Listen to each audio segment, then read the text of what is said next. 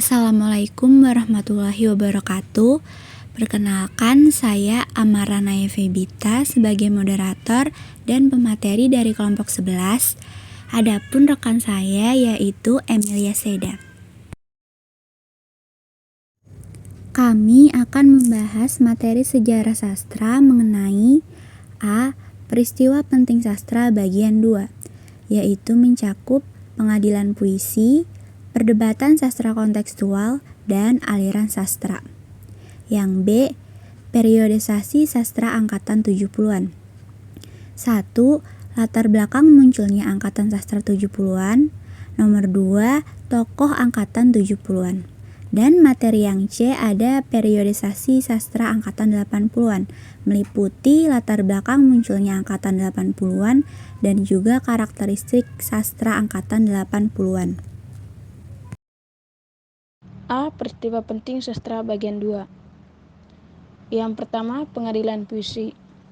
Pada 8 September 1974 di Bandung, terjadi sebuah peristiwa penting dalam dunia sastra Indonesia yang dikenal sebagai pengadilan puisi. Acara ini diselenggarakan oleh Yayasan Arena di kampus Universitas Parahyangan. Pengadilan puisi merupakan bentuk pemberontakan kalangan muda terhadap kemapanan majalah Horizon dan pengarang-pengarang senior. Pengadilan puisi bertujuan untuk mengadili puisi muktahir dan mensahkan hak hidup puisi di Indonesia.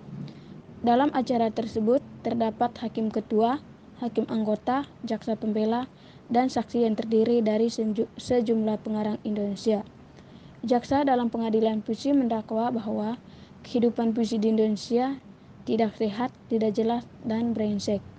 Mereka juga menuduh kritikus sastra H.B. Jassin dan M.S. Huta Galung tidak mampu mengikuti perkembangan puisi Indonesia muktahir, serta menghambat perkembangan puisi Indonesia yang wajar. Majalah Horizon juga dianggap tidak menampung aspirasi orang banyak. Setelah mendengarkan tuntutan jaksa, majelis hakim memberikan keputusan sebagai berikut. Pertama, para kritikus sastra tetap diizinkan menulis dan mengembangkan kegiatan mereka dengan syarat mengikuti kursus peningkatan mutu dalam sekolah kritikus sastra yang akan didirikan. Yang kedua, para redaktur Horizon tetap diizinkan memegang jabatan mereka selama mereka tidak merasa malu. Jika dikehendaki, mereka boleh mengundurkan diri. Yang ketiga, para penyair mapan masih diberi kesempatan untuk berkembang. Demikian pula para penyair epigon dan inkarnatif boleh terus menulis dengan syarat segera masuk ke dalam panti asuhan atau rumah perawatan epigon. Yang keempat, masalah sastra Horizon tidak perlu cabut, hanya perlu menambahkan kata baru di belakang nama lama, sehingga menjadi Horizon baru. Masyarakat tetap diizinkan membaca sastra dan puisi. Jadi, Jaksa Slamet Kirnanto tidak puas dengan keputusan pengadilan puisi dan berencana naik banding. Hakim merespon dengan mengizinkannya, tetapi di kota lain suatu saat. Sebagai respon, Senat Mahasiswa FSUI mengadakan jawaban atas pengadilan puisi pada 21 September 1974. 4 pembicara utama H.B. Jassin, M.S. Huta Galung, Gunawan Muhammad, dan Sapardi Djoko Damono membela diri. Jassin menyebut pengadilan puisi kekanak-kanakan dan membela penyair mapan. Huta Galung menuduh pandangan jaksa tidak sehat dan membahayakan generasi muda, serta menyoroti diversitas dalam perkembangan sastra. Gunawan Muhammad melihat pengadilan puisi sebagai pengulangan keluhan lama, dengan beberapa seniman mencari perhatian melalui kontroversi karena kurangnya kontribusi substansial. Sapardi Djoko Damono mengkritik tuntutan emosional Jaksa Slamet Kirnanto dan menyoroti ketidaktelitian jaksa dalam membaca majalah Horizon yang juga menerima puisi-puisi berbeda. Pengadilan puisi dan jawaban atas pengadilan puisi mencerminkan perjuangan dan perbedaan pandangan dalam perkembangan puisi dan sastra Indonesia, menjadi peristiwa penting dalam sejarah sastra Indonesia. Yang kedua ada perdebatan sastra kontekstual.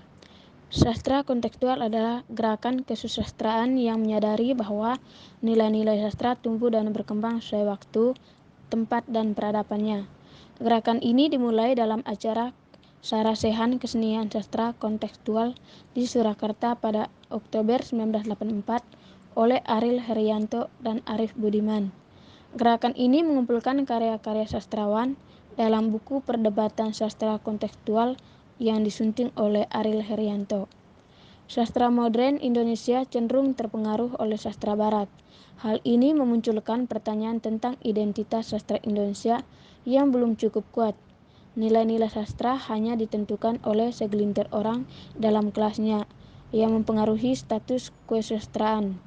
Karya yang diterbit di majalah bergensi dianggap karya sastra, sementara yang terbit di media daerah dianggap tidak sastra, kecuali ditulis oleh sastrawan ternama. Beberapa orang prihatin dengan kondisi ini dan mengajukan pertanyaan radikal tentang penyakit yang merosotkan kesusastraan Indonesia.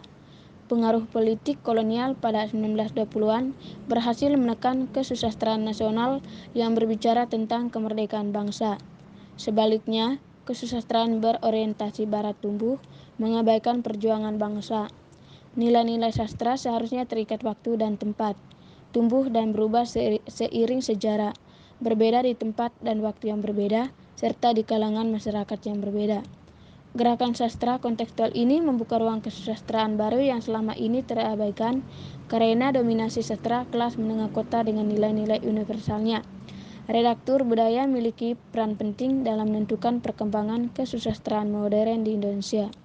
Mereka dapat menyebarkan karya-karya sastra dan memberikan kesadaran kepada sastrawan muda untuk menciptakan karya sastra berdasarkan realitas sosial sehari-hari dengan bahasa yang mereka gunakan. Hal ini akan membantu mereka menemukan jati diri dalam menciptakan karya sastra. Yang ketiga, aliran sastra. A. Realisme. Mengutamakan realitas kehidupan. Sastra realis mengeksplorasi hal-hal yang nyata dan pernah terjadi. Contohnya adalah biografi, autobiografi, dan roman sejarah. B. Surrealisme. Mengagungkan kebebasan kreatif dan berimajinasi. Menghasilkan karya yang anti logika dan anti realitas. Contoh karya surrealisme adalah puisi-puisi Rendra dan cerpen-cerpen Danarto. Surrealisme berusaha mengeksplorasi materi dalam mimpi dan keadaan jiwa di antara tidur dan jaga. Dalam karya surrealisme, logika hilang dan alam benda serta alam pikiran bercampur baur. Yang ke-C, naturalisme adalah aliran sastra yang menekankan pengungkapan yang terus terang tanpa menulikan baik buruk dan akibat negatif. Pengarang naturalis menulis dengan bahasa yang bebas dan tajam tentang skandal para penguasa atau siapapun. Contohnya adalah kumpulan Sanjak F. Rahardi, catatan harian Sang Koruptor, dan Sumpah WTS, serta beberapa sanjak Rendra seperti Bersatulah Pelacur-Pelacur Kota Jakarta, dan Sajak Gadis dan Majikan. D. Romantik adalah aliran sastra yang ingin kembali ke tengah alam dan sifat-sifat yang asli. Ciri-ciri sastra romantik meliputi keterpencilan, kesedihan, kemurungan, dan kegelisahan yang hebat. Puisi-puisi Amir Hamzah seperti Buah Rindu dan karya-karya Hamka seperti Tenggelamnya Kapal Van der Wijk adalah contoh sastra romantik. E. Simbolisme adalah aliran sastra yang menggunakan simbol-simbol untuk mengungkapkan ide-ide dan emosi secara samar-samar dan misterius. Sastra simbolik menggunakan kata-kata kias, lambang-lambang, dan kata-kata bermakna simbolik. Contohnya adalah puisi Dengar Keluhan Pohon Mangga, karya Maria Amin dan Sanjak. Kucing, karya Sutarji. Yang ke-F, mistisisme adalah aliran sastra yang berbasis pada pemikiran mistik dan kepercayaan pada Tuhan. Pengarangan dalam aliran ini berusaha mendekatkan diri pada Tuhan dan mengungkapkan sesuatu. G. Surrealisme adalah aliran sastra yang mengungkapkan kenyataan hidup secara berlebihan dengan melukiskan berbagai objek dan tanggapan secara serentak. Contohnya adalah karya sastra seperti Radio Masyarakat, karya Rosihan Anwar, dan Merahnya Merah, karya Iwan Simatupang. H.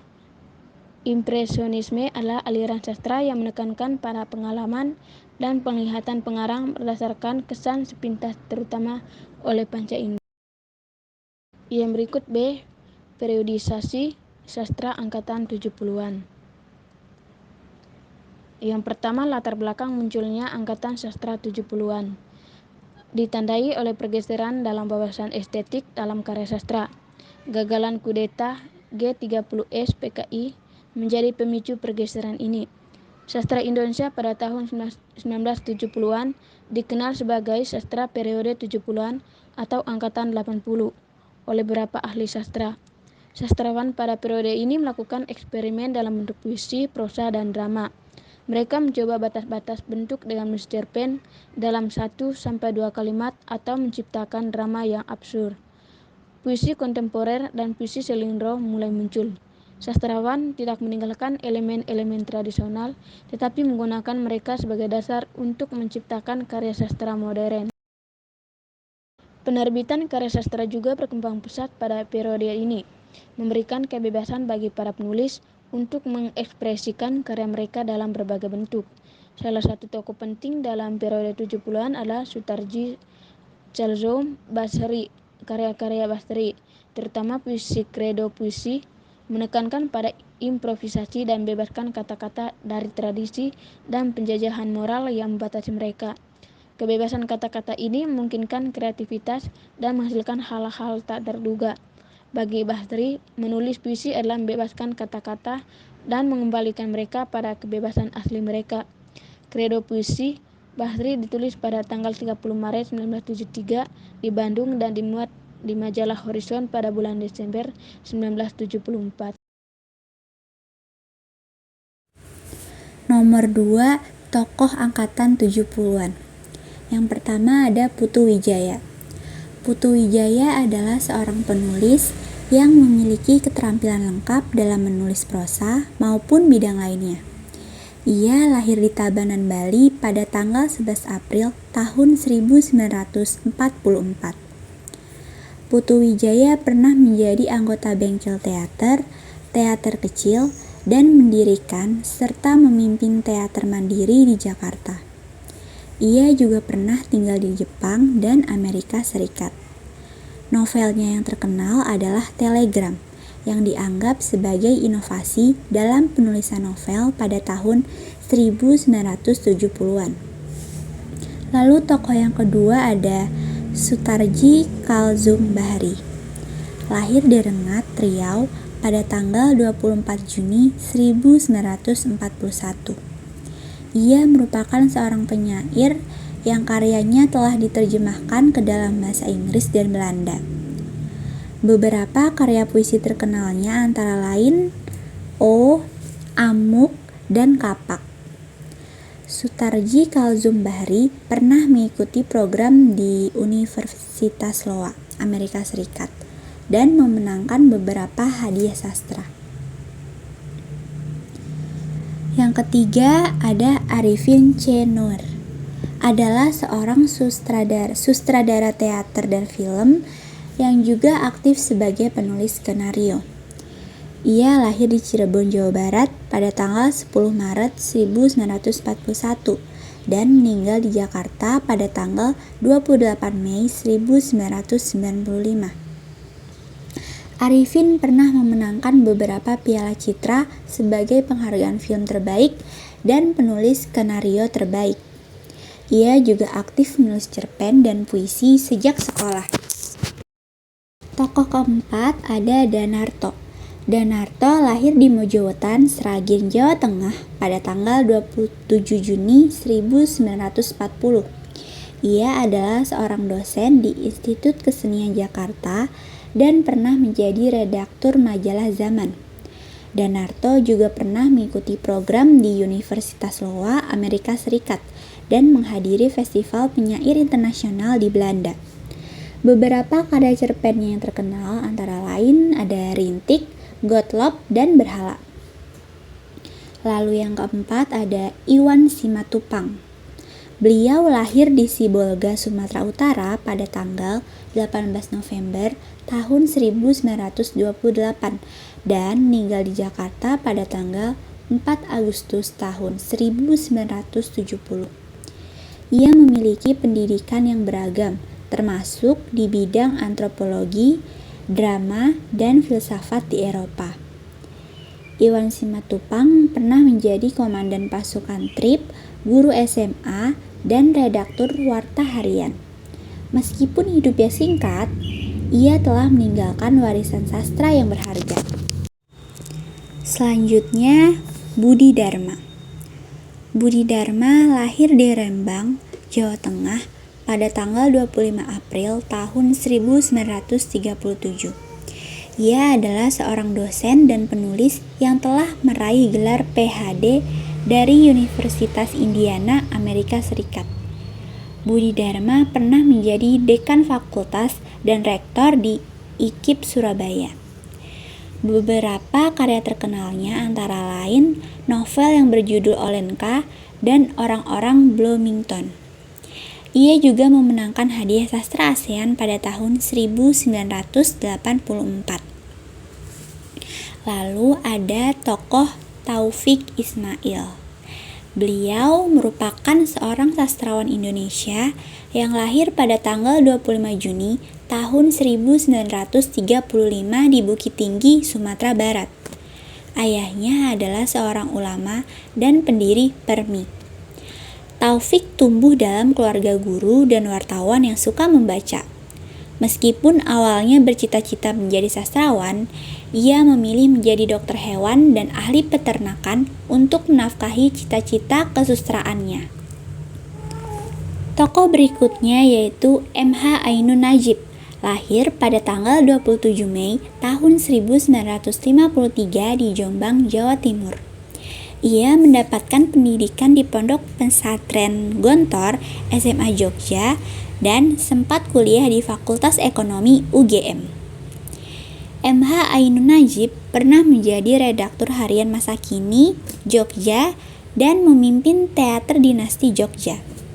Ia juga telah berpartisipasi dalam berbagai kegiatan seni dan sastra di luar negeri. Tokoh yang terakhir ada Kunto Wijoyo. Beliau merupakan seorang penulis Indonesia yang dikenal dengan karyanya yang berjudul Atas Bukit. Novel ini mengangkat tema kegelisahan batin akibat kondisi sosial yang ada. Kunto Wijoyo sering menggunakan kata-kata mutiara sebagai pengekspresian renungan hidup dalam karyanya. Baik, materi selanjutnya atau yang C, periodisasi sastra angkatan 80-an. Latar belakang munculnya angkatan 80-an. Sastra Indonesia pada tahun 1980-an muncul dalam konteks depolitisasi masyarakat setelah kudeta G30 SPKI.